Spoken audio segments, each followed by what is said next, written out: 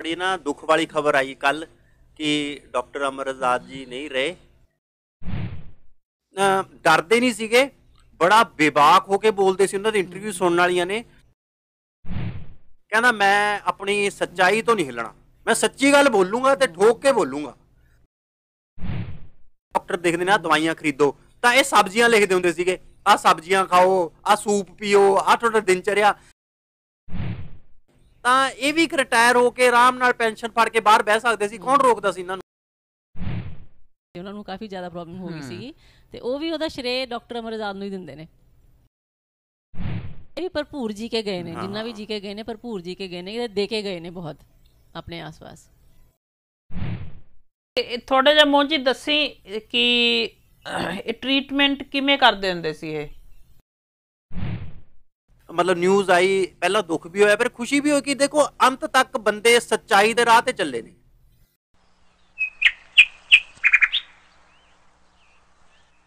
जी भाई सत श्री अकाल। तो अज आपां थोड़ी शुरुआत इस गल तो करिए कि रीसेंटली फेसबुक ते मैं पढ़िया सी ते मोंजी तू भी दस्सिया सीगा कि डॉक्टर अमर आजाद है ना, कि जिहड़े बड़े फेमस डॉक्टर रहे ने उत्थे पटियाले तो ने, जिथे तक मैनूं पता है। मामा जी नाल असीं मिलन गए सीगे ते उन्हां ने सानूं दस्सिया सी इहदे बारे कि बहुत ही उच्चा नाम है उत्थे पंजाब दे विच डॉक्टर अमर आजाद दा, ते उन्हां दा निधन होया रीसेंटली। ते उहदे बारे थोड़ी तुसीं सानूं थोड़ी जानकारी दिओ मोंजित कि किस टाइप दे डॉक्टर सीगे ते ओह क्यों किस गल पिछे फेमस सीगे पंजाब च ओह? हाँ जी, सत श्री अकाल जी। ਤੇ ਇਹ ਹਾਂ ਇਹ ਬੜੀ ਨਾ ਦੁੱਖ ਵਾਲੀ ਖਬਰ ਆਈ ਕੱਲ ਕਿ ਡਾਕਟਰ ਅਮਰ ਆਜ਼ਾਦ ਜੀ ਨਹੀਂ ਰਹੇ। ਤੇ ਡਾਕਟਰ ਅਮਰ ਆਜ਼ਾਦ MBBS ਡਾਕਟਰ ਸੀਗੇ, ਆਪਣੇ ਹੈੱਡ ਆਫ ਡਿਪਾਰਟਮੈਂਟ ਰਹੇ ਨੇ ਉਹ। ਤੇ ਉਹਨਾਂ ਨੇ ਨਾ ਰਿਟਾਇਰ ਹੋ ਚੁੱਕੇ ਸੀ ਕਾਫੀ ਟਾਈਮ ਪਹਿਲਾਂ ਡਾਕਟਰ ਸਾਹਿਬ। ਤੇ ਉਹ ਮੈਡੀਕਲ ਲਾਈਨ ਦੇ ਹੁੰਦੇ ਹੋਏ ਵੀ ਉਹਨਾਂ ਨੇ ਨੇਚਰ ਕੇਅਰ ਤੇ ਆਰਗੈਨਿਕ ਫਾਰਮਿੰਗ ਇਸ ਦੇ ਉੱਤੇ ਆਪਣੀ ਆਫਟਰ ਪੋਸਟ ਰਿਟਾਇਰਮੈਂਟ ਉਹਨਾਂ ਨੇ ਪੂਰਾ ਜ਼ੋਰ ਲਾਤਾ। ਮਤਲਬ ਇੰਨਾ ਮੈਂ ਉਹਨਾਂ ਨੂੰ, ਮੇਰਾ ਮਤਲਬ ਇੱਕ ਕਹਿ ਲਓ ਖੁਸ਼ਕਿਸਮਤੀ ਆ ਕਿ ਮੈਂ ਉਹਨਾਂ ਨੂੰ 10 ਕੁ ਸਾਲ ਪਹਿਲਾਂ ਮਿਲਿਆ ਸੀਗਾ। ਅਤੇ 2-3 ਸਾਲ ਅਸੀਂ ਕਾਫੀ ਜਦੋਂ ਕਿ ਖੇਤੀ ਵਿਰਾਸਤ ਮਿਸ਼ਨ ਦੇ ਕੁਛ ਪ੍ਰੋਗਰਾਮਸ ਹੁੰਦੇ ਸੀ, ਕੁਛ ਵੀ ਹੁੰਦੇ ਸੀ, ਮਿਲਦੇ ਰਹਿੰਦੇ ਸੀ। ਮੈਨੂੰ ਲੱਗਦਾ ਤੁਸੀਂ ਵੀ ਮਿਲੇ ਹੋਵੋਗੇ ਬਬਲੀ ਦੀ ਇੱਕ ਅੱਧੀ ਵਾਰੀ ਉਹਨਾਂ ਨੂੰ, ਡਾਕਟਰ ਸਾਹਿਬ ਨੂੰ ਮੀਟਿੰਗਸ ਵਗੈਰਾ 'ਚ ਆਉਂਦੇ ਹੁੰਦੇ ਸੀ ਡਾਕਟਰ ਸਾਹਿਬ। ਅਤੇ ਉਹਨਾਂ ਦਾ ਸਭ ਤੋਂ ਅੱਛੀ ਗੱਲ ਸੀ, ਉਹ ਕਹਿੰਦੇ ਸੀ ਮੈਂ MBBS ਦਾ ਖੁਦ ਡਾਕਟਰ ਆ, ਮੈਂ ਇਹਨੂੰ ਮਾੜਾ ਨਹੀਂ ਕਹਿੰਦਾ MBBS ਨੂੰ, ਪਰ ਕਹਿੰਦੇ ਇਹ ਮਤਲਬ ਫਸਟ ਪਹਿਲਾ ਹਥਿਆਰ ਨਹੀਂ ਹੈਗਾ ਤੁਹਾਡਾ। ਇਹ ਮਤਲਬ ਆਪਰੇਸ਼ਨਸ ਕਰਨੇ ਨੇ ਜਾਂ ਜਦੋਂ ਤੁਸੀਂ ਬਹੁਤ ਐਕਸਟ੍ਰੀਮ 'ਚ ਪਹੁੰਚ ਗਏ, ਉਹਦੇ ਵਾਸਤੇ ਬਹੁਤ ਇੱਕ ਅੱਛੀ ਨੌਲੇਜੇਬਲ ਸਟੱਡੀਜ਼ ਆ ਇਹ ਜੋ ਇਨਸਾਨ ਨੇ ਕੀਤੀ ਆ। ਪਰ ਤੁਹਾਨੂੰ ਸ਼ੁਰੂਆਤ ਪਹਿਲਾਂ ਤੁਹਾਨੂੰ ਅੱਛੇ ਫੂਡ ਤੋਂ ਕਰਨੀ ਚਾਹੀਦੀ ਆ। ਪਹਿਲਾਂ ਤੁਸੀਂ ਨੈਚੁਰੋਪੈਥੀ ਟਰਾਈ ਕਰੋ, ਫਿਰ ਤੁਸੀਂ ਆਯੁਰਵੇਦ ਵੀ ਆਪਣੀ ਜ਼ਿੰਦਗੀ 'ਚ ਲੈ ਕੇ ਆਓ, ਤੁਸੀਂ ਹੋਮੋਪੈਥੀ ਵੀ ਦੇਖੋ। ਜੇ ਤੁਹਾਨੂੰ ਨਹੀਂ, ਜਿਵੇਂ ਜਿਵੇਂ ਅੱਗੇ ਤੁਹਾਡੀ ਪ੍ਰੋਬਲਮਸ ਜਿੰਨੀਆਂ ਡੀਪ ਨੇ ਵੱਡੀਆਂ ਹੁੰਦੀਆਂ ਜਾਣਗੀਆਂ, ਫਿਰ ਤੁਸੀਂ ਜਾ ਕੇ ਐਲੋਪੈਥੀ ਨੂੰ ਯੂਜ਼ ਕਰੋ। ਤਾਂ ਉਹਨਾਂ ਦੀ ਨਾ ਜਿਹੜੀ ਹੋਲਿਸਟਿਕ ਅਪਰੋਚ ਸੀਗੀ ਸਾਰੀ ਚੀਜ਼ਾਂ ਨੂੰ ਲੈ ਕੇ ਇਸ ਨੂੰ, ਤੇ ਡਰਦੇ ਨਹੀਂ ਸੀਗੇ, ਬੜਾ ਬੇਬਾਕ ਹੋ ਕੇ ਬੋਲਦੇ ਸੀ। ਉਹਨਾਂ ਦੇ ਇੰਟਰਵਿਊ ਸੁਣਨ ਵਾਲੀਆਂ ਨੇ ਤੇ ਉਹਨਾਂ ਦੇ ਅਗੇਂਸਟ ਬਹੁਤ ਜ਼ੋਰ ਵੀ ਲਗਾਇਆ ਜਿਹੜੀ ਲੌਬੀ ਨੇ, ਜਿਹੜੀ ਆ ਜੋ ਇਹ ਮੈਡੀਕਲ ਲੌਬੀ ਆ ਜਿਹੜੀ ਐਲੋਪੈਥੀ ਦੀ, ਕਿ ਇਸ ਡਾਕਟਰ ਨੂੰ ਦਬਾਇਆ ਜਾਵੇ ਕਿਸ ਤਰੀਕੇ ਨਾਲ, ਜਿਵੇਂ ਬੋਲਦਾ। ਕਿਉਂਕਿ ਆਪਣੇ ਆਪ 'ਚ ਇੱਕ ਇਹੋ ਜਿਹੇ ਮੁਕਾਮ 'ਤੇ ਪਹੁੰਚਣ ਤੋਂ ਬਾਅਦ ਬੋਲਣਾ, ਤੇ ਉਹਦੇ 'ਚ ਉਹ ਲੌਬੀ ਵੀ ਹਿਲਦੀ ਆ ਕਿਉਂਕਿ ਉਹਨਾਂ ਨੂੰ ਇੰਟਰਨਲ ਗੱਲਾਂ ਵੀ ਪਤਾ ਨੇ, ਐਕਸਪੀਰੀਅੰਸਡ ਵੀ ਨੇ ਉਹਨਾਂ ਨਾਲੋਂ, ਤੇ ਬਹੁਤ ਉਹਨਾਂ 'ਤੇ ਜ਼ੋਰ ਲਾਇਆ। ਤੇ ਉਹ ਹਮੇਸ਼ਾ ਉਹਨਾਂ ਦੀ ਤੁਸੀਂ ਕੋਈ ਵੀ ਇੰਟਰਵਿਊ ਦੇਖਿਓ, ਉਹ ਹਮੇਸ਼ਾ ਕਹਿੰਦੇ ਸੀ ਮੈਂ ਤਾਂ ਭਾਈ ਬਾਬਾ ਨਾਨਕ ਦਾ ਭਗਤ ਹਾਂ। ਕਹਿੰਦੇ ਜੋ ਹੁੰਦਾ ਹੋ ਜਾਵੇ, ਕਹਿੰਦਾ ਮੈਂ ਆਪਣੀ ਸੱਚਾਈ ਤੋਂ ਨਹੀਂ ਹਿੱਲਣਾ, ਮੈਂ ਸੱਚੀ ਗੱਲ ਬੋਲੂੰਗਾ ਤੇ ਠੋਕ ਕੇ ਬੋਲੂੰਗਾ। ਤਾਂ ਇੱਥੋਂ ਉਹਨਾਂ ਨੇ ਇੱਜ਼ਤ ਕਮਾਈ, ਮਾਣ ਕਮਾਇਆ। ਇੱਕ ਤਾਂ ਹੁੰਦੇ ਨੇ ਨਾ ਲੀਡਰ ਸਿਰਫ ਬੋਲਣ ਵਾਲੇ ਹੁੰਦੇ ਨੇ, ਮਾਈਕ ਤੇ ਚੱਕ ਕੇ। ਡਾਕਟਰ ਸਾਹਿਬ ਮੈਨੂੰ ਐਗਜ਼ੀਕਿਊਟ ਕੀਤਾ ਇਹਨਾਂ ਨੇ ਬਿਲਕੁਲ ਇੱਕ ਨਵੇਂ ਟਾਈਪ ਦਾ ਹੌਸਪੀਟਲ ਸਿਸਟਮ, ਜਿਹਨੂੰ ਕਿਹਾ ਜਾਂਦਾ ਆਲ ਇਨ ਵਨ। ਮਤਲਬ ਇਹ ਕਹਿੰਦੇ ਨੇ ਕਿ ਉੱਥੇ ਇੱਕ ਹੌਸਪੀਟਲ ਹੋਊਗਾ ਜਿੱਥੇ ਸਾਰੇ ਡਾਕਟਰਸ ਬੈਠੇ ਹੋਣਗੇ, ਜਿਹਦੇ 'ਚ ਆਯੁਰਵੈਦਿਕ ਵੀ ਹੋਊਗਾ, ਨੈਚੁਰੋਪੈਥ ਵੀ ਹੋਊਗਾ, ਹੈ ਨਾ, ਫੂਡ ਵੀ ਸਮਝਾਇਆ ਜਾਊਗਾ ਤੁਹਾਨੂੰ। ਫਿਰ ਉੱਥੇ ਜਿਵੇਂ ਆਪਾਂ ਲਿਖ ਦਿੰਦੇ ਹਾਂ ਆਪਾਂ ਲਿਖ ਦਿੰਦੇ ਨਾ, ਡਾਕਟਰ ਦੇਖਦੇ ਨੇ ਆ ਦਵਾਈਆਂ ਖਰੀਦੋ, ਤਾਂ ਇਹ ਸਬਜ਼ੀਆਂ ਲਿਖਦੇ ਹੁੰਦੇ ਸੀਗੇ, ਆਹ ਸਬਜ਼ੀਆਂ ਖਾਓ, ਆਹ ਸੂਪ ਪੀਓ, ਆਹ ਤੁਹਾਡਾ ਦਿਨਚਰਿਆ। ਤੇ ਉੱਥੇ ਹੀ ਅੰਦਰ ਹੀ ਸ਼ੌਪ ਸੀਗੀ ਉਹਦੀ ਫਾਰਮਾ ਟਾਈਪ, ਜਿੱਥੋਂ ਸਬਜ਼ੀਆਂ ਮਿਲਦੀਆਂ ਸੀ, ਉਹ ਵਾਲੀਆਂ ਆਰਗੈਨਿਕ ਫੂਡ ਮਿਲਦਾ ਸੀ, ਸਭ ਕੁਝ ਮਿਲਦਾ ਸੀਗਾ। ਤਾਂ ਇਹ ਮਤਲਬ ਇਹਨਾਂ ਨੇ ਇਸ ਟਾਈਪ ਦਾ ਇੱਕ ਸਿਸਟਮ, ਇਹਨਾਂ ਦਾ ਇੱਕ ਵਿਜ਼ਨ ਸੀਗੀ ਕਿ ਜਿਵੇਂ ਇੱਕ ਐਲੋਪੈਥਿਕ ਦਾ ਹੈਲਥ ਕੇਅਰ ਸਿਸਟਮ ਆ ਇੰਨਾ ਵੈਲ ਕੰਸਟਰਕਟਿਡ ਆ, ਤੁਹਾਨੂੰ ਦੁਕਾਨਾਂ ਵੀ ਮਿਲਦੀਆਂ ਨੇ, ਤੁਹਾਡੇ ਕੋਲ ਟੈਸਟ ਵਾਲੇ ਲੋਕ ਵੀ ਬੈਠੇ ਹੁੰਦੇ ਨੇ, ਇਸੀ ਟਾਈਮ ਦਾ ਇੱਕ ਨੈਚੁਰਲ ਸਿਸਟਮ ਵੀ ਇੱਕ ਬਣਿਆ ਹੋਵੇ ਪੂਰਾ, ਤਾਂ ਇਹਨਾਂ ਨੇ ਉਹਨੂੰ ਐਗਜ਼ੀਕਿਊਟ ਕੀਤਾ ਤੇ ਉਹ ਅੱਛੇ ਕੁਆਂਟੀਟੀਜ਼ ਰਨ ਹੋ ਗਿਆ। ਪੰਜਾਬ 'ਚ ਪਟਿਆਲੇ 'ਚ ਤਾਂ ਲਾਈਨਾਂ ਲੱਗਦੀਆਂ ਸੀਗੀਆਂ, ਔਰ ਡੇਰਾ ਬਸੀ ਵੀ ਖੁੱਲਿਆ, ਤਾਂ ਆਲ ਓਵਰ ਇੰਡੀਆ ਇੱਕ ਨੈਟਵਰਕ ਤਿਆਰ ਕੀਤਾ ਇਹੋ ਜਿਹੇ ਲੋਕਾਂ ਦਾ। ਤਾਂ ਮਤਲਬ ਉਹ ਡਾਕਟਰ ਉਹ ਸੀਗੇ, ਇਹਨਾਂ ਦੇ ਬੱਚਾ ਮੈਨੂੰ ਲੱਗਦਾ ਬਾਹਰ ਨੇ, ਤਾਂ ਇਹ ਵੀ ਇੱਕ ਰਿਟਾਇਰ ਹੋ ਕੇ ਆਰਾਮ ਨਾਲ ਪੈਨਸ਼ਨ ਫੜ ਕੇ ਬਾਹਰ ਬਹਿ ਸਕਦੇ ਸੀ। ਕੌਣ ਰੋਕਦਾ ਸੀ ਇਹਨਾਂ ਨੂੰ? ਕੋਈ ਵੀ ਨਹੀਂ ਰੋਕਦਾ ਸੀਗਾ। ਤੇ ਪਰ ਇਹਨਾਂ ਨੇ ਆਫਟਰ ਰਿਟਾਇਰਮੈਂਟ ਇਹਨਾਂ ਨੇ ਆਪਣੀ, ਮੈਨੂੰ ਲੱਗਦਾ ਪਹਿਲਾਂ ਨਾਲੋਂ ਵੀ ਜ਼ਿਆਦਾ ਕੰਮ ਕੀਤਾ ਹੋਊਗਾ ਰਿਟਾਇਰਮੈਂਟ ਤੋਂ ਬਾਅਦ ਇਹਨਾਂ ਨੇ। ਤਾਂ ਇਹਨਾਂ ਨੇ ਕੋਈ ਵੀ ਕੋਈ ਵੀ ਇਹਨਾਂ ਨੇ ਜਗ੍ਹਾ ਨਹੀਂ ਛੱਡੀ ਜਿੱਥੇ ਮੇਲਾ ਲੱਗ ਰਿਹਾ ਹੋਵੇ, ਡਾਕਟਰ ਸਾਹਿਬ ਨੂੰ ਇਨਵਾਈਟ ਕਰੋ, ਡਾਕਟਰ ਸਾਹਿਬ ਆ ਕੇ ਲੋਕਾਂ ਵਿੱਚ ਗੱਲ ਨਾ ਕੀਤੀ ਹੋਵੇ। ਤਾਂ ਇਹਨਾਂ ਦੇ ਅੰਦਰ ਪਰ ਇੱਕ ਬਹੁਤ ਇਸ ਗੱਲ ਦਾ ਮੈਂ ਪਰਸਨਲ ਲੈਵਲ ਤੇ ਦੇਖਿਆ, ਇੱਕ ਰੋਸ ਸੀਗਾ ਕਿ ਆਪਾਂ ਗੱਲਾਂ ਵੱਧ ਕਰਦੇ, ਆਪਾਂ ਕਰਦੇ ਨਹੀਂ। ਇਹਨਾਂ ਦੇ ਅੰਦਰ ਇਹ ਸੀਗਾ, ਮੈਂ ਦੇਖਿਆ ਉਹਨਾਂ ਨੇ ਕਰਨ ਦੀ ਕੋਸ਼ਿਸ਼ ਕੀਤੀ ਹੈ। ਮਤਲਬ ਇਹ ਵੱਡੀ ਗੱਲ ਹੈ, ਕਿਉਂਕਿ ਗੱਲਾਂ ਬਹੁਤ ਲੋਕ ਕਰ ਲੈਂਦੇ ਨੇ, ਰਾਈਟ, ਪਰ ਉਹਨੂੰ ਐਕਚੁਅਲ 'ਚ ਗਰਾਊਂਡ ਲੈਵਲ ਤੇ ਆ ਕੇ ਇੰਪਲੀਮੈਂਟ ਕਰਨਾ, ਐਗਜ਼ੀਕਿਊਟ ਕਰਨਾ, ਤੇ ਇੱਕ ਲੋਕਾਂ ਵਾਸਤੇ ਬਣਨਾ, ਇੱਕ ਅੱਗੇ ਐਗਜ਼ਾਮਪਲ ਬਣਨਾ, ਉਹ ਬਹੁਤ ਘੱਟ ਲੋਕ ਕਰ ਸਕਦੇ ਨੇ, ਹੈ ਨਾ। ਤੇ ਮੈਂ ਵੀ ਇਹਨਾਂ ਦੇ ਬਾਰੇ ਸੁਣਿਆ ਹੋਇਆ। ਨਹੀਂ, ਐਕਚੁਅਲੀ ਕਈ ਵਾਰ ਕੀ ਹੁੰਦਾ ਕਿ ਤੁਹਾਨੂੰ ਅੰਦਰੋਂ ਤਾਂ ਤੁਹਾਨੂੰ ਉਹੀ ਨੈਚੁਰੋਪੈਥੀ ਅੱਛੀ ਲੱਗ ਰਹੀ ਹੁੰਦੀ ਆ, ਤੁਹਾਨੂੰ ਪੂਰੀ ਗਿਆਨ ਵੀ ਹੁੰਦਾ, ਫੈਮਿਲੀ 'ਚ ਵੀ ਕਈ ਵਾਰ ਹੁੰਦਾ, ਘਰੇ ਤੁਸੀਂ ਸਿੱਖ ਲੈਂਦੇ ਹੋ ਕਈ ਚੀਜ਼ਾਂ, ਤੇ ਲੇਕਿਨ ਅੱਗੇ MBBS ਪੜ੍ਹ ਲਿਆ, ਉਹਨਾਂ ਨੂੰ ਉਹਦੀ ਨੌਲੇਜ ਵੀ ਹੋ ਗਈ ਫਿਰ ਪੂਰੀ, ਰਾਈਟ। ਫਿਰ ਉਹਨਾਂ ਨੂੰ ਇਹ ਪਤਾ ਲੱਗਿਆ ਕਿ ਕਿੱਥੇ ਆਪਾਂ ਨੂੰ ਕਿਹੜੀ ਚੀਜ਼ ਕਦੋਂ ਲੈ ਕੇ ਆਉਣੀ ਆ ਲਾਈਫ 'ਚ, ਤੇ ਕਦੋਂ MBBS ਤੇ ਦੂਸਰੀਆਂ ਡਰੱਗਸ ਦਾ ਯੂਜ਼ ਕਰਨਾ। ਤੇ ਪਰ ਪਹਿਲਾਂ ਉਹ ਕਹਿੰਦੇ ਸੀ ਕਿ ਪਹਿਲਾਂ ਹਮੇਸ਼ਾ ਤੁਸੀਂ ਆਪਣਾ ਘਰੇਲੂ ਨੁਸਖੇ ਜਾਂ ਇਸ ਤਰੀਕੇ ਨਾਲ ਨੈਚੁਰਲ ਤਰੀਕੇ ਨਾਲ ਟ੍ਰੀਟ ਕਰੋ, ਰਾਈਟ। ਕਹਿ ਲਓ ਤੁਸੀਂ ਵੀ ਫੂਡ ਦੇ ਥਰੂ ਚੇਂਜ ਕਰਨ ਦੀ ਟਰਾਈ ਕਰੋ, ਆਪਣੀ ਪ੍ਰੋਬਲਮ ਨੂੰ ਸੋਲਵ ਕਰਨ ਦੀ ਟਰਾਈ ਕਰੋ। ਤੇ ਮੈਂ ਕੱਲ ਉੱਥੇ ਅਸੀਂ ਮਾਮਾ ਜੀ ਕੋਲੇ ਵੀ ਗਏ ਸੀ, ਮੈਂ ਉਹਨਾਂ ਦੀ ਇੰਟਰਵਿਊ ਲੈ ਕੇ ਆਏ ਸੀ, ਆਪਾਂ ਰਿਲੀਜ਼ ਕਰਾਂਗੇ ਆਪਣੇ ਇੱਥੇ ਮਿੱਠੀ ਜੇਲ੍ਹ ਤੇ ਉਹਨਾਂ ਦੀ ਇੰਟਰਵਿਊ ਵੀ। ਉਹਨਾਂ ਦਾ ਵੀ ਜੋ ਮੇਜਰ ਉਹਨਾਂ ਨੂੰ ਪ੍ਰੋਬਲਮ ਆਈ ਸੀ ਪਿਛਲੇ ਸਾਲ, ਤੇ ਉਹ ਬੜਾ ਮਿਰੇਕਲ ਦੇ ਤਰੀਕੇ ਤੌਰ ਦੇ ਨਾਲ, ਹੈ ਨਾ, ਉਹ ਵਾਪਿਸ ਆਏ ਨੇ ਲਾਈਫ ਦੇ ਵਿੱਚ। ਉਹਨਾਂ ਨੂੰ ਕਾਫੀ ਜ਼ਿਆਦਾ ਪ੍ਰੋਬਲਮ ਹੋ ਗਈ ਸੀਗੀ, ਤੇ ਉਹ ਵੀ ਉਹਦਾ ਸ਼੍ਰੇਅ ਡਾਕਟਰ ਅਮਰ ਆਜ਼ਾਦ ਨੂੰ ਹੀ ਦਿੰਦੇ ਨੇ ਕਿ ਉਹਨਾਂ ਨੂੰ ਉਹਨਾਂ ਦੇ ਨਾਲ ਮਿਲ ਕੇ ਹੀ ਉਹਨਾਂ ਨੇ ਗਾਈਡ ਕੀਤਾ, ਤੇ ਉਹ ਗਾਈਡ ਜੋ ਉਹਨਾਂ ਨੇ ਗਾਈਡ ਕੀਤਾ, ਉਹਨਾਂ ਨੇ ਫੁੱਲ ਫਲੈਜ ਉਸ ਤਰੀਕੇ ਨਾਲ ਫੋਲੋ ਕੀਤੀਆਂ ਚੀਜ਼ਾਂ ਨੂੰ, ਤੇ ਕਹਿੰਦੇ ਮੇਰਾ ਸਾਰਾ ਕੁਝ ਠੀਕ ਹੋ ਗਿਆ ਵਾਪਿਸ, ਹੈ ਨਾ। ਤੇ ਇਹ ਬੜੀ ਦੁੱਖ ਦੀ ਖਬਰ ਰਹੀ ਸੁਣ ਕੇ ਕਿ ਅਚਾਨਕ ਉਹਨਾਂ ਦਾ ਵੀ ਇਸ ਤਰੀਕੇ ਨਾਲ ਉਹ ਚਲੇ ਗਏ। ਪਰ ਮੈਨੂੰ ਇਹ ਦੱਸੋ ਕਿ ਉਹ ਚਲੇ ਵੀ ਛੋਟੀ ਏਜ 'ਚ ਗਏ ਨੇ, ਹੈ ਨਾ। ਤੇ ਇੱਕ ਉਹਨਾਂ ਦੇ ਫੇਸਬੁੱਕ ਤੇ ਵੀ ਕੁਐਸਚਨ ਪੜ੍ਹਿਆ ਸੀ, ਕਿਸੇ ਸਰੋਤੇ ਨੇ ਲਿਖਿਆ ਹੋਇਆ ਸੀਗਾ ਕਿ ਇਹ ਸੋਚਣ ਵਾਲੀ ਗੱਲ ਹੈ ਕਿ ਜਿਹੜੇ ਡਾਕਟਰ ਸਾਹਿਬ ਜਿਨ੍ਹਾਂ ਨੇ ਪੂਰੀ ਦੁਨੀਆ ਨੂੰ ਇੱਦਾਂ ਸਿਖਾਇਆ, ਵੀ ਜਨਤਾ ਨੂੰ ਸਿਖਾਇਆ, ਉਹਨਾਂ ਦੇ ਨਾਲ ਇੱਦਾਂ ਕਿਉਂ ਹੋਇਆ ਕਿ ਉਹ ਜਲਦੀ ਤੁਰ ਗਏ, ਕਿ ਉਹ ਇਹ ਚੀਜ਼ ਨੂੰ ਐਜ਼ ਅ ਫੇਲੀਅਰ ਲਿਆ ਜਾਵੇ ਕਿ ਉਹਨਾਂ ਨੇ ਐਗਜ਼ੀਕਿਊਟ ਆਪਣੇ ਆਪ ਤੇ ਨਹੀਂ ਕੀਤਾ ਹੋਏਗਾ, ਕਿ ਉਹਦੇ ਹੋਰ ਫੈਕਟਰ ਵੀ ਹੋ ਸਕਦੇ ਨੇ ਕੋਈ? ਨਹੀਂ, ਦੇਖੋ, ਇੱਕ ਪਹਿਲੀ ਗੱਲ ਤਾਂ ਮੈਂ ਇਹ ਮੰਨਦਾ ਕਿ ਫਕੋਕਾ ਵੀ ਇਹ ਕਹਿੰਦਾ ਸੀਗਾ ਕਿ ਜਿਹੜੀ ਨੇਚਰ ਹੁੰਦੀ ਹੈ ਨਾ, ਇੰਨੀ ਕੰਪਲਿਕੇਟਡ ਹੁੰਦੀ ਹੈ ਨਾ, ਤੁਸੀਂ ਇਹਨੂੰ ਸਮਝ ਨਹੀਂ ਸਕਦੇ। ਮਤਲਬ ਤੁਹਾਨੂੰ ਨਹੀਂ ਪਤਾ ਕਿ ਹਜ਼ਾਰਾਂ ਪੈਰਾਮੀਟਰਸ ਨੇ, ਕਿਹੜੇ ਪੈਰਾਮੀਟਰਸ ਤੋਂ ਕਿੱਥੋਂ, ਤੁਹਾਡੇ DNA ਲੈਵਲ ਤੇ ਵੀ ਹੁੰਦਾ, ਠੀਕ ਆ, ਹਵਾ ਵੀ ਹੁੰਦੀ ਆ, ਆਪਾਂ ਕੰਟਰੋਲ ਨਹੀਂ ਕਰ ਸਕਦੇ। ਤਾਂ ਮੇਰਾ ਆਪਣਾ ਪਰਸਨਲ ਮੰਨਣਾ ਕਿ ਇੰਡੀਆ ਦੀ ਐਵਰੇਜ ਏਜ ਮੇਰੇ ਹਿਸਾਬ ਨਾਲ, ਮੈਂ ਜਦੋਂ ਪੜ੍ਹਿਆ ਕਿ 68 ਆ, ਤਾਂ ਮੈਂ ਕਦੀ ਵੀ ਕੋਈ ਬੰਦਾ 68 ਕ੍ਰੋਸ ਕਰ ਜੇ ਇੰਡੀਆ ਦੇ ਹਵਾ ਪਾਣੀ 'ਚ, ਮੈਂ ਕਹਿੰਦਾ ਯਾਰ ਇਹ ਤਾਂ ਬੋਨਸ 'ਚ ਜਿਉਂ ਰਿਹਾ ਇੱਕ ਟਾਈਪ ਦਾ। ਤੇ ਦੂਸਰੀ ਗੱਲ, ਮੈਂ ਇਹ ਥੋੜੀ ਫਿਲੋਸਫੀਕਲ ਗੱਲ ਆ, ਜੋ ਓਸ਼ੋ ਵੀ ਕਹਿੰਦਾ ਸੀ, ਕਹਿੰਦਾ ਜਿਉਣਾ ਹੁੰਦਾ ਕੀ ਆ, ਕਦੀ ਕਦੀ ਤੁਸੀਂ ਜਿਉਂਦੇ ਹੋਏ ਵੀ ਮਰੇ ਹੁੰਦੇ ਹੋ।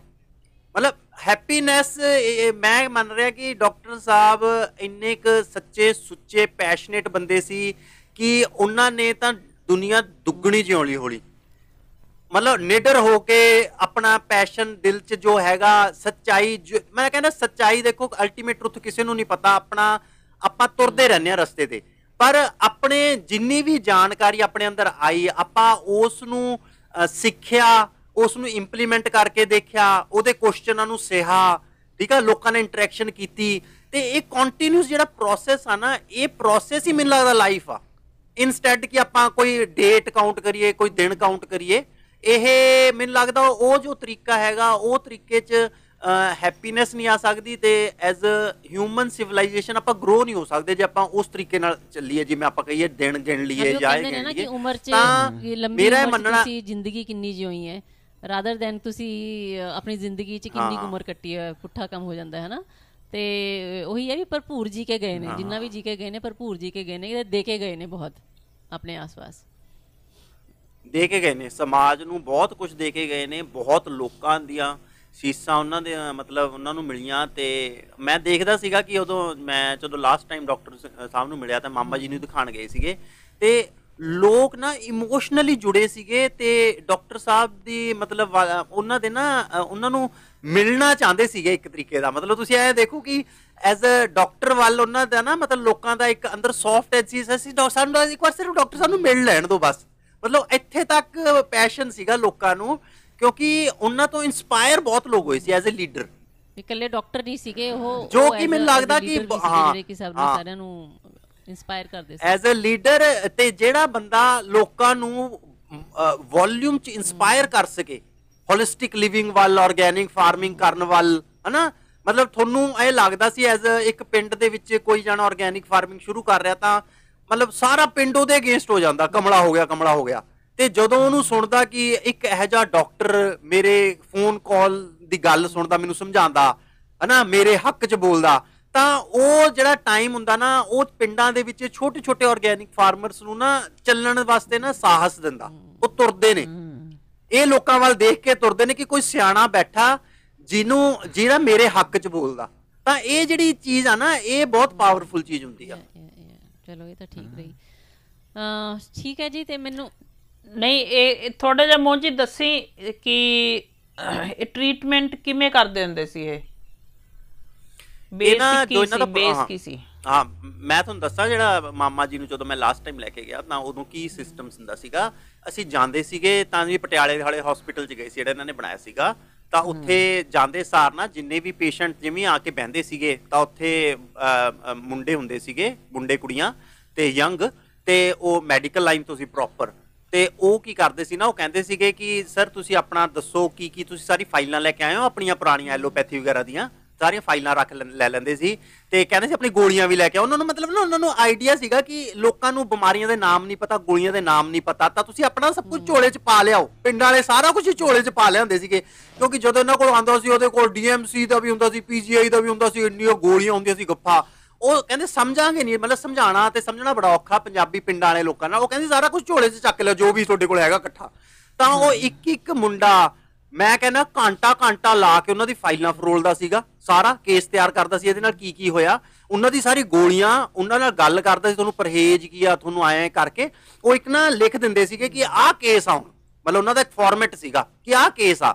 ਉਸ ਤੋਂ ਬਾਅਦ 5-6 ਜਾਣੇ ਜਦੋਂ ਇਕੱਠੇ ਹੁੰਦੇ ਸੀਗੇ ਕਿ ਨੈਕਸਟ ਰੂਮ 'ਚ ਬਾੜਿਆ ਜਾਂਦਾ ਸੀ। ਉੱਥੇ ਫੂਡ ਤੇ ਹੀ ਗੱਲ ਹੁੰਦੀ ਸੀ। ਇੱਕ ਕੁੜੀ ਉੱਥੇ ਜ਼ਿਆਦਾ ਕੁੜੀਆਂ ਹੁੰਦੀਆਂ ਸੀਗੀਆਂ ਤਾਂ ਕੁੜੀਆਂ ਬੈਠ ਕੇ ਸਾਰਿਆਂ ਨੂੰ ਕਲਾਸ ਵਾਂਗੂ ਦੱਸਦੀਆਂ ਸੀ ਡਾਈਟ ਕੀ ਹੋਣੀ ਚਾਹੀਦੀ ਹੈ, ਤੁਹਾਨੂੰ ਕੀ ਨਹੀਂ ਖਾਣਾ ਚਾਹੀਦਾ, ਤੁਸੀਂ ਮਿੱਟੀ ਦੇ ਭਾਂਡਿਆਂ 'ਚ ਖਾਓ, ਤੁਸੀਂ ਪ੍ਰੈਸ਼ਰ ਕੁੱਕਰ ਘਰ 'ਚੋਂ ਕੱਢੋ, ਤੁਸੀਂ ਐਲੂਮੀਨੀਅਮ 'ਚ ਨਹੀਂ ਖਾਣਾ ਹੈ, ਤੇ ਤੁਸੀਂ ਕਿਵੇਂ ਡਾਈਟ ਲੈਣੀ ਆ, ਤੁਸੀਂ ਕਿੰਨਾ ਫਰੂਟ ਖਾਣਾ ਭਾਰ ਦੇ ਹਿਸਾਬ ਨਾਲ। ਉਹਨਾਂ ਸਾਰਿਆਂ ਨੂੰ ਮਤਲਬ 5-6 ਜਣਾਂ ਨੂੰ ਪਹਿਲਾਂ ਸਮਝਾਇਆ ਜਾਂਦਾ ਸੀਗਾ ਕਿ ਮੈਂਟਲੀ ਪ੍ਰਿਪੇਅਰ ਕੀਤਾ ਜਾਵੇ, ਜੋ ਕਿ ਘੱਟੋ ਘੱਟ ਅੱਧੇ ਘੰਟੇ ਦਾ ਪ੍ਰੋਸੈਸ ਹੁੰਦਾ ਸੀਗਾ ਇਹਨਾਂ ਦੇ। ਮਤਲਬ ਸੈਕਿੰਡ ਸਟੇਜ, ਥਰਡ ਸਟੇਜ 'ਚ ਕੀ ਹੁੰਦਾ ਸੀਗਾ, ਫਿਰ ਤੁਸੀਂ ਜਾਂਦੇ ਸੀ ਡਾਕਟਰ ਸਾਹਿਬ ਦੇ ਰੂਮ 'ਚ, ਤੇ ਡਾਕਟਰ ਸਾਹਿਬ ਦੇ ਰੂਮ 'ਚ ਉਸ ਟਾਈਮ 3 ਡਾਕਟਰ ਬਹਿੰਦੇ ਸੀ। ਡਾਕਟਰ ਸਾਹਿਬ ਮਿਡਲ ਸੀਗੇ, ਇੱਕ ਸਾਈਡ ਮਤਲਬ ਦੋਨੋਂ ਸਾਈਡ ਜੂਨੀਅਰ ਡਾਕਟਰ ਸੀ, ਮਤਲਬ ਜੂਨੀਅਰ ਤਾਂ ਨਹੀਂ ਸੀ, ਮਤਲਬ ਡਾਕਟਰ ਸਾਹਿਬ ਤੋਂ ਆਪਾਂ ਕਹਿ ਲਾਂਗੇ ਜੂਨੀਅਰ ਸੀ ਇੱਕ ਟਾਈਪ ਦੇ ਏਜ 'ਚ, ਤੇ ਦੋਨੋਂ ਸਾਈਡ।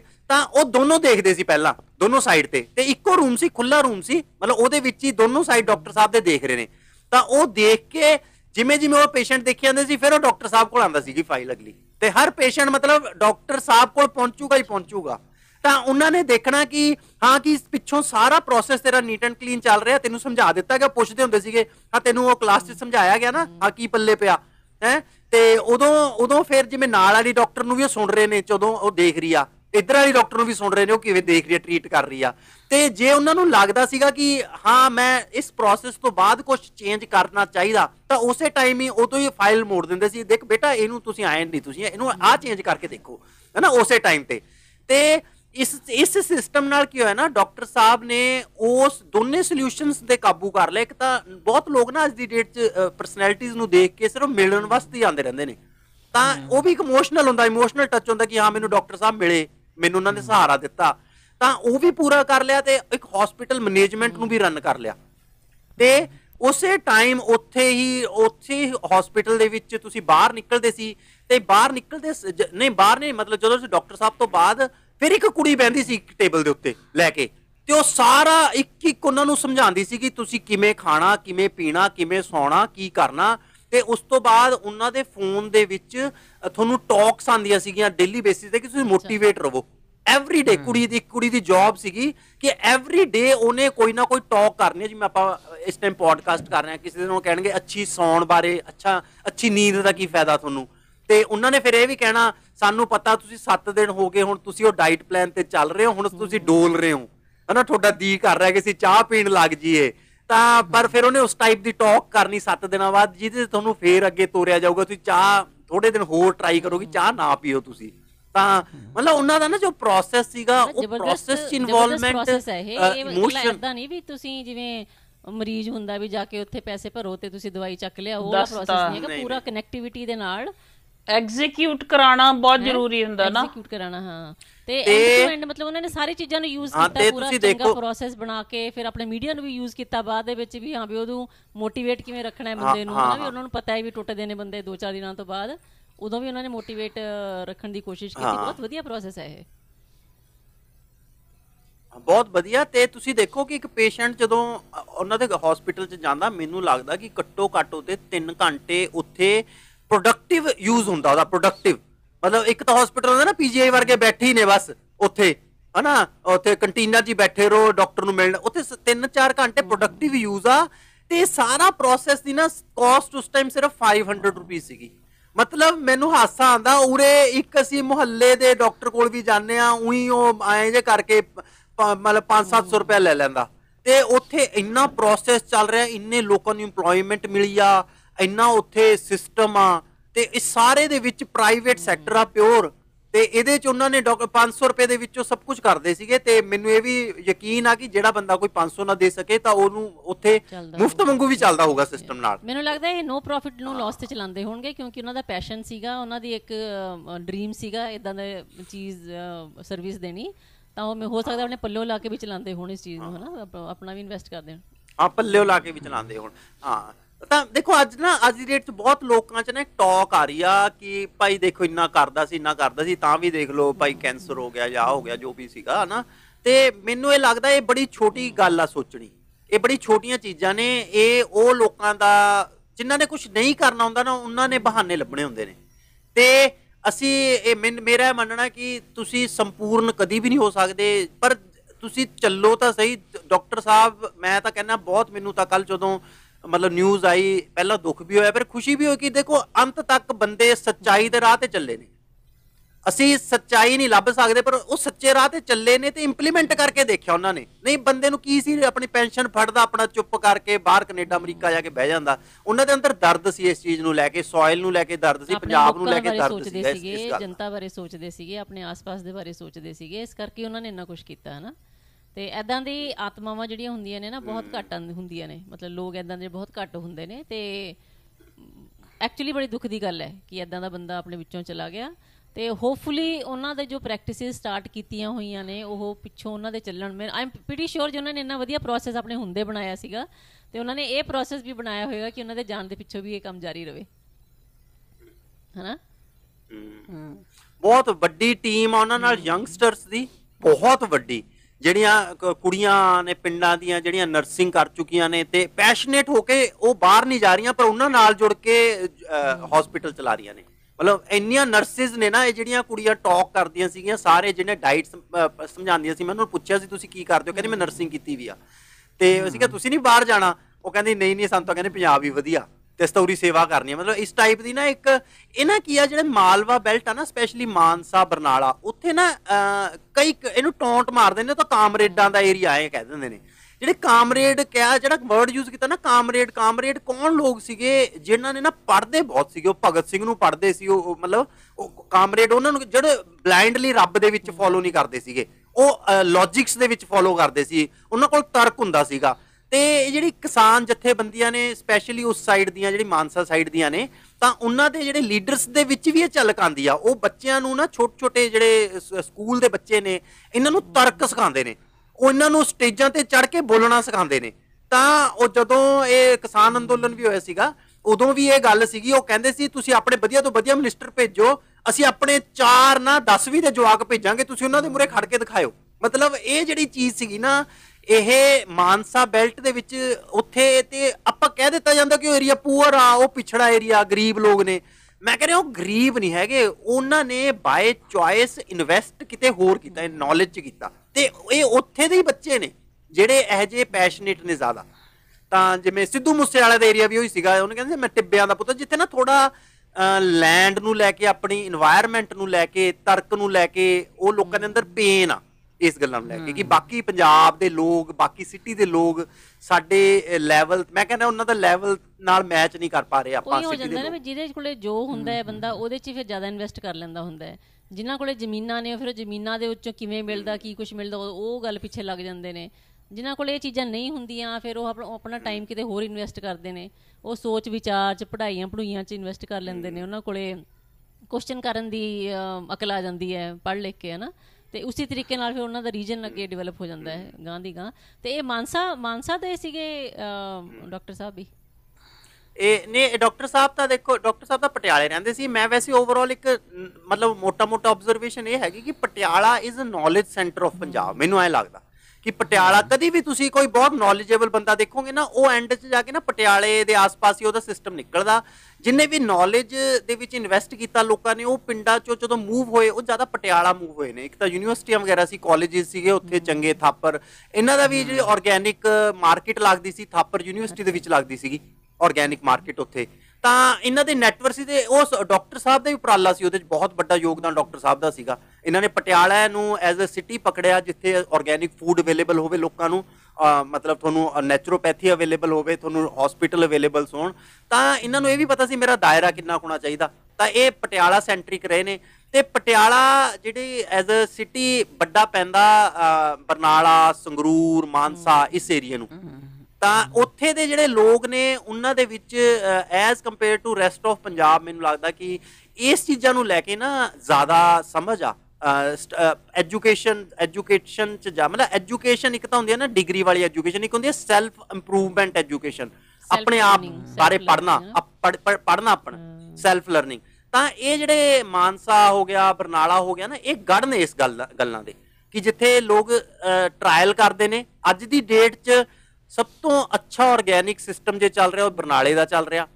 ਬਰਨਾਲੇ ਦੇ ਵਿੱਚ ਸਭ ਤੋਂ ਵਧੀਆ ਆਰਗੈਨਿਕ ਮਾਰਕੀਟ ਲੱਗਦੀ ਆ, ਆਰਗੈਨਿਕ ਫਾਰਮਰਸ ਨੇ, ਸਿਸਟਮ ਬਣੇ ਹੋਏ ਨੇ, ਵੱਡੇ ਨਾਮ ਨੇ ਉੱਥੇ, ਨਿਰਮਲ ਭੋਤਨਾ ਵਰਗੇ, ਰਵੀ ਹੈਗਾ ਉੱਥੇ ਜੀ।